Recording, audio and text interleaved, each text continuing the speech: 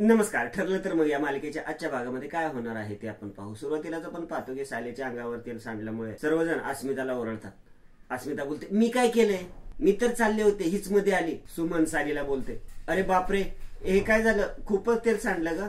तुला असं नाही बसता येणार. तू एक काम कर, तन्वीच्या रूम मध्ये जा आणि साडी बदल, तिचा एखादा ड्रेस घाल. आपली हिरोईन साडी बदलायला जाते. ती तन्वीच्या रूम मध्ये जाते तर तिला तिथं प्रतिमाची साडी दिसते. ती प्रतिमाची साडी हातात घेते. त्या साडीमध्ये मायेचा स्पर्श जाणवतो. आपली हिरोईन ती साडी नेसते तर तिला तिथंच प्रतिमा असल्याचा भास होतो. ती स्वतःशीच बोलते, प्रतिमात्या तुम्ही आहात ना? तुम्ही प्लीज परत या. रविराज सरांना आणि आजींना तुमची खूप गरज आहे. तुम्ही प्लीज परत या. इकडे रविराज प्रतिमाच्या फोटोला हार घालायला उठतो.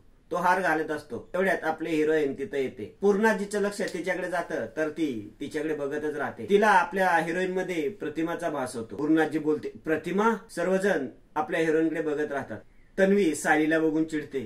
तन्वी बोलते, सायली, हे काय चाललंय तुझं? आम्ही इथं दुःखात आहोत आणि तू निर्लज्जपणे माझ्या याची साडी नेसून आलीस. आपला हिरो लगेच हिरोईनची बाजू घेत बोलतो, तन्वी, हे तिने मुद्दामून केलेले नाहीये. आपली हिरोईन बोलते, तन्वी, अगं तू बघितलंस ना, माझ्या साडीवर तेल सांडलं म्हणून काय? म्हणून तुला हीच साडी भेटली? आत्ताच्या आत्ता माझ्या याची साडी बदल, नाही तर. तन्वी आपल्या हिरोईनवर हात उचलते. पूर्णाई तिचा हात पकडते. पूर्णाजी बोलते, असू दे, आज हिच्या रूपाने का होईना माझी प्रतिमा जिवंत असल्याचा भास होतोय मला. आपण प्रतिमाच्या फोटोला हार नको घालायला. तन्वी मनातच बोलते, अगं हे म्हातारे, आम्ही प्रतिमाची बॉडी मिळवण्यासाठी किती मेहनत घेतली हे तुला माहितीये का? आणि तू हिच्या फोटोला हार घालायचं नाहीये असं काय म्हणतेस? पूर्णाजी बोलते, मला असं वाटतंय कुठल्या का रूपात होईना आज मला प्रतिमाचं अस्तित्व जाणवत आहे. आपण तिच्या फोटोला कधीच हार घालू नये म्हणून तर हे संकेत देत नसेल ना ती. प्रतिमा आपल्यासाठी नेहमी जिवंत राहणार आहे रविराज. हार नका घालू. नागराज बोलतो, पण हार नाही घातला दादा तर?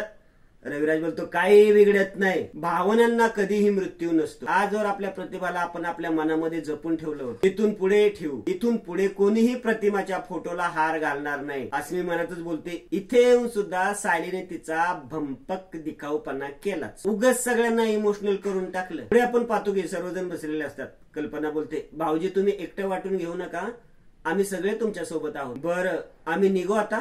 चला. पूर्णाई बोलते, नाही, तुम्ही जा, मी आज थांबते इथे. माझ्या प्रतिमाचा जिथे वावर होता तिथे थोडा वेळ घालवू द्या मला. रविराज बोलतो, हो पूर्णाई, बरं होईल तुम्ही थांबला तर. आपला हिरो बोलतो, पण पूर्णाजी, तुझी औषधं, तुझं जेवण. आपली हिरोईन लगेच बोलते, त्यासाठी मी थांबते पूर्णाजींबरोबर, म्हणजे कोणालाच काळजी नको वाटायला त्यांची. लगेच तन्वी बोलते, काही गरज नाहीये, पूर्णाजीची काळजी घ्यायला मी समर्थ आहे. सायली तन्वीला सांगते की पूर्णाजीला काय काय होतं, तिला काय काय द्यायला लागतं, तिची औषधं, बरंच काय काय सांगते. रविराज तिच्याकडे बघतच राहतो.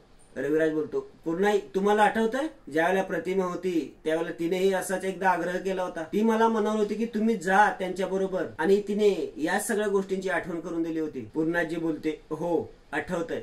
मला काय हवं नको हे तिलाच माहित असायचं, पण आता. कल्पना बोलते, हो, आता ते फक्त सायलीला माहित असतं. नागराज मनातच बोलतो, ही सायली प्रतिमाची मुलगी असल्याच्या खुणा परत परत का दाखवतीये? रविराज बोलतो, सायली, तू इतकी प्रतिमासारखी कशी काय ग? दोन कुठलाही संबंध नसणाऱ्या व्यक्तींचा स्वभाव इतका मिळता जुळता कसा असू शकतो? तन्वी मनातच बोलते, अरे ह्या दोन गोष्टींचा खूप जवळचा संबंध आहे, पण तुला जर हे कळलं तर मी मेले. मला आता लवकरच काहीतरी प्रतिमागिरी दाखवायला हवी. रविराज बोलतो, सायली, तू थांब बाळा पूर्णाईंच्या बरोबर. आपला हिरो लगेच बोलतो, सिनियर, तुला सोबत म्हणून नागराज काका आहेतच, पण मीही थांबतो तुमच्या बरोबर. तन्वी अस्मीला बोलते, अस्मिता, मला सोबत म्हणून तू थांब ना ग. अस्मी बोलते, तुला जर बरं वाटणार असेल तर थांबते मी पण. कल्पना बोलते, बरं मग आम्ही निघू, काळजी घ्या हा. कल्पना अश्विन निघून जा. सुमन बोलते, बरं झालं तुम्ही थांबलात, नाहीतर आम्हाला घर खायला उठलं असतं. मी किचन मध्ये सगळ्यांसाठी काहीतरी. आपली हिरोईन बोलते, काकू, मी सगळ्यांचं जेवणाचं बघते, तुम्ही थांबा. सुमन बोलते, अगं तू का काम करतेस? आपली हिरोईन बोलते, काही हरकत नाही काकू, तुम्ही सगळे दमला आहात, मी बघते. सायली आतमध्ये निघून जाते. पुढे आपण पाहतो की सायली एकटीच किचन मध्ये असते.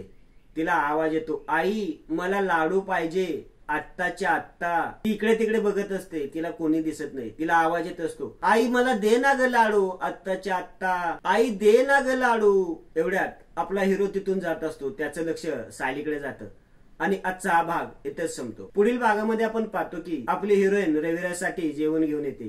रविराज काही जेवत नाही. आपली हिरोईन त्याला बोलते, अन्नावर कधी राग काढायचो नसतो ना दुःख. तुम्ही जर खाण्याची अशी हेळसांड केली तर प्रतिमा आत्याला ते आवडणार नाही. थोडस तरी खाऊन घ्या की आपली हिरोईन रविराजला घास भरवते.